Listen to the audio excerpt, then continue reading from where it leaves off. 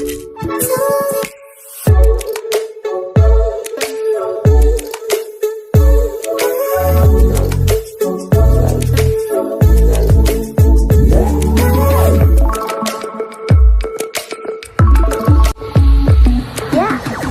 जनता party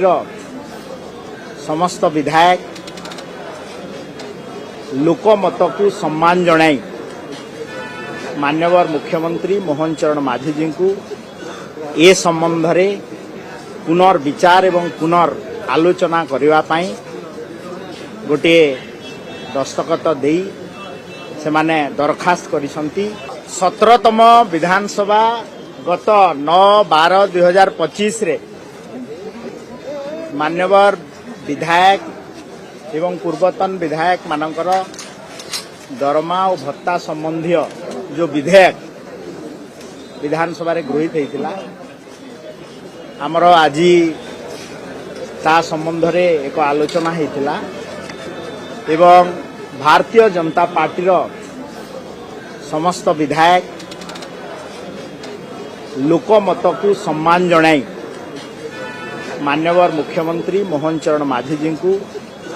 ए संबंध में पुनर्विचार एवं पुनर्आलोचना करने गोटे दस्तखत दे से माने दरखास्त करिसंती माननीय मुख्यमंत्री मोहन चरण माझी जी। सरकार दोष देले कौन हो सरकार जहाँ गोटे एमती परिवर्तन चाहिए से बड़ कथा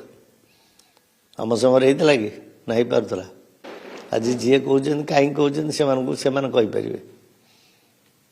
जार विरोध करार से विरोध कर तेणु वृद्धि हम केते हम कौन हम से बड़ कथा ना कि वृद्धि आवश्यकता था परवर्ती पर्यायर कौन हम पर जना पड़ो। एथि प्रमाणित होउची बीजेपी अस्थिरता बीजेपी सरकार वर्तमान पर्यंत स्थिरता को आसी नहीं आ निर्णय नेबारे आज पर्यंत से माने थरटे निर्णय नहीं पारु नाहंती जहाँ प्रमाणित हो जाउची ताहले आगरु काहे भाबिले नहीं एबे कोन पे मने पड़ला